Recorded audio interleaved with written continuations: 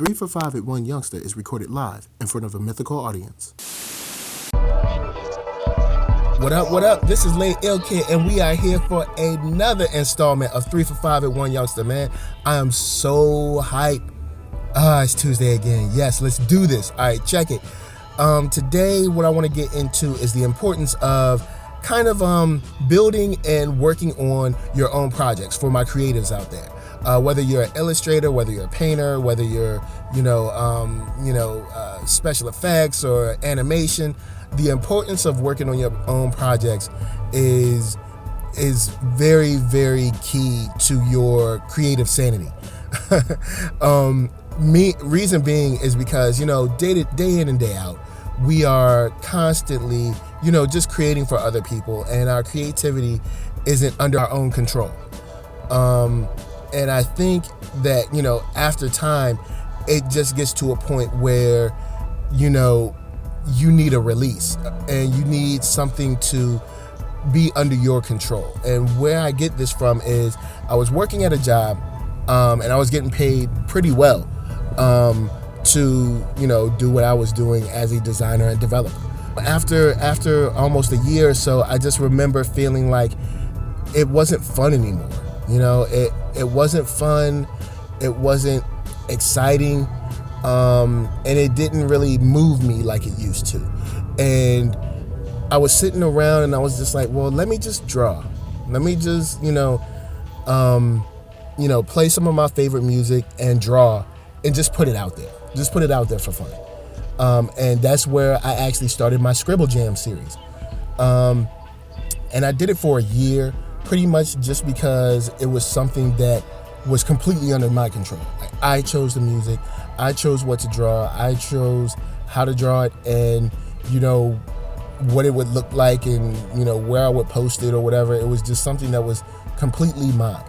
Mine to share and mine to just create, begin, end whenever I felt like it. And that is something that allowed me to kind of feel the playfulness again, feel the excitement again, because so many times we're kind of like stuck, I guess, just creating for someone else, and we never stop to think that what made this so amazing when we were younger, what made it so amazing when we were building our talents, was because we were just creating what we wanted to create. And, we were the approval process, and I think that's something that many of us need to gain back. And I will say, since I've started that, Scribble Jam is over. I've actually moved on. I did the Black Love series. I did a couple of other drawing competitions and stuff, and just things that were fun. And now I'm working on another series called Analog Girls. But it's just something that's fun that I can put out, that only I get to control what's used, or what techniques, or what media or whatever. And it really, really helps kind of like decouple the stress between work and home and all of that mess, because when you're at work, you have no say, pretty much. Well, I mean, for the most part, depending on your position, I'm not sure, but in most cases, you may not have as much say as you want over the approval process, over the creative process. And the side projects, and not side projects for clients, side projects that are for yourself. Like, you make these for you, just to, maybe test your skills, test your talent, maybe learn something new, or just go back to doing, something that you did that you loved when you were young. It'll really, really help out, and kind of reinvigorate that creativity that you miss so much from when you were younger, and when you were kind of just making cool stuff, maybe for you and your friends. So I definitely recommend that you guys kind of find a way to just create something on your own for yourself, because I think it could really, really help, and just the enjoyment of your day-to-day task at work, because even though you may be at work, you can always think, oh yeah, well, when I get home, I'm going to work on this, or I'm going to do this. I can't wait to post this up for people to see it. It can create an outside excitement that you don't have to always feel that every time you create something, it's only for the sake of, this company or that company. So anyway, you guys stay real, of course, and I hope you guys are able to create some super duper great stuff. Y'all stay real. I'm out. 3 for 5 and 1 youngster with my girl Lisa. Hey.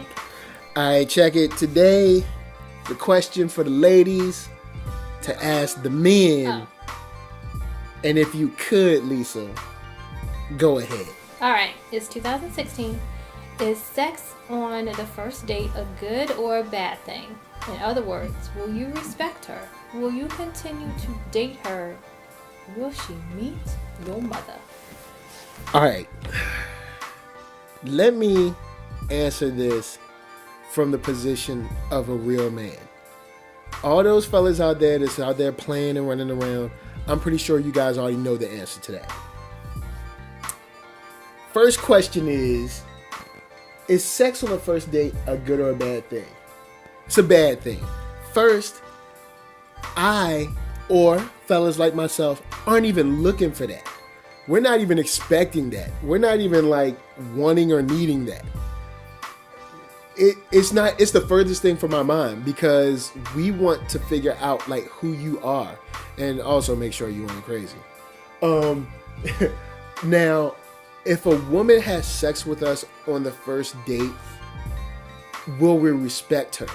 Well, respect is earned, but I believe that a man can respect her, but in the way that she requires or the way that she needs to be respected, I don't think he can at that level, at least not for some time, because when he thinks of her, he's like, oh, well, if you did it like this with me, then how many other guys have you slept with this easily? You know what I'm saying? And then his perception of you changes, even if you're a great person. So would I continue to date her? I mean, yeah, I guess. I mean, I wouldn't be in a situation where I'm like, oh, well, this person is completely, a horrible person or whatever. Like, if something happened where, you had sex on the first date where you really weren't expecting to, but I mean, I guess it happened, I don't think that would be something that, a guy would be like, oh, well, I can't ever see her again. So I'm sure, as long as, it was handled in a mature way, that they could keep dating and everything should be cool, hopefully. But will she meet your mama? Now, if she does, yes, she can, but it'll take a long time and probably a lot longer than if she didn't have sex on the first date. Because your perception of a woman, or a man's perception of a woman, when she's having sex on the first date, is much different than a woman who waits and respects that intimacy between her and you, or you and her, or whatever. At that time, it's just a different perception of her. So I do believe she can meet your mama.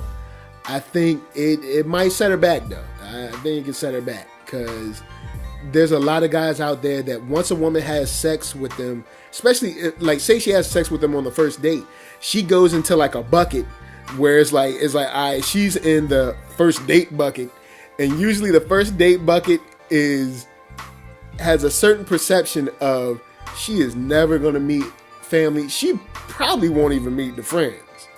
But Lisa, am I missing anything? No, you answered everything. So there you go, and there it is. Girl, ladies, don't stay out that bucket. Look, you do not want to be having sex on the first date.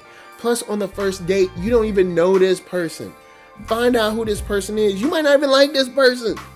Alright? Yeah. Hold up. I think too, ladies, I know some of us, go through this whole thing of, I'm grown, I can do what I want to do, we're two, consenting adults and it's okay. And that's all well and good, but then you have to kind of figure out, when it's all said and done, and you look back at yourself, is that cool? Is that okay? Do you know him? Does he know you? Yeah, so think about it. You know what I'm saying? Stop, drop, and roll. Do not roll, especially in between them sheets. All right, okay. We're going to get into a series that I think needs to definitely be continued. I don't know what's happened with it, honestly, but there's a anime series, not series, it's a film by the name of Afro Samurai. Now, the first one you may have known was originally kind of made as a movie, but cut into 5 episodes that was placed on Spike TV. Pretty much scored by the RZA from the Wu-Tang, RZA with the bang. And then you had Samuel L. Jackson voicing the titular character and also voicing the character of Ninja, which is about pretty much the person who holds a number 1 headband in this kind of post-apocalyptic but still modern world will have to be and take on any challenger that holds the number 2 headband. Now, of course, the number 2 headband is able to be challenged by pretty much anyone that's around out there, in this day and age, or, as far as that lore is concerned. Now, the series was amazing. It was well animated. It was well voiced. The fight scenes were crazy, and it was just dope seeing a black lead character in an anime at the time that was kind of like, where we don't really get, when it comes to animes, we don't really get a lot of starring roles. So the first one really broke ground. It was dope, and it was received pretty well as far as like the fans were concerned. Then you had like this long kind of, I guess you could say pause or long, hiatus between the two, but we did get a sequel. We got a sequel to Afro Samurai, which was Afro Samurai 2, I believe Resurrection. And it was ratcheted up. Like, the production value was up, the characters were up, the animation was upped, the voice acting was upped. Everything, was taken to the next level. RZA was back again. Samuel L. Jackson was back again. Like, everything was just firing on all cylinders, and it seemed to work well. And the home video and, DVD sales seemed to go off pretty well. I guess in some people's eyes, but the industry did deem the video games pretty much a flop. Now, there has been a video game semi-recently, but there hasn't been any talks of a return to besides random comments about a return to form for our Afro Samurai character and, the world that he lives in a long time. There hasn't been any serious talk. And on top of this being sort of like a appreciation for just the movie series in general, I just wish that we could get something like that rolling. Because I'm sitting around wondering, where in the world is my Afro Samurai 3? Now, of course, I know animation is extremely expensive, and who knows if they were expecting to sell a bunch of merchandise, concerning this. But, when it comes to something like as well produced, especially as the second, film was, you just really, really are left wanting more. Afro Samurai was just like, the Resurrection film was just, another step up, especially from the, kind of like the amazing and well-directed, initial film, I guess, / series.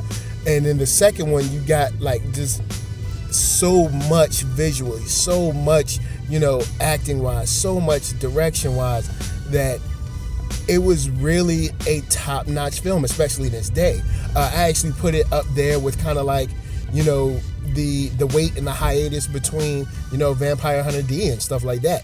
The film is just, you know, incredible. So, you know, everybody out there, whether you're Funimation or whoever it is, please, please, please, you know what I'm saying, get on that number 3. You know what I'm saying? Afro Samurai 3 definitely needs to happen. I don't know if it's a story issue. It's probably a money issue.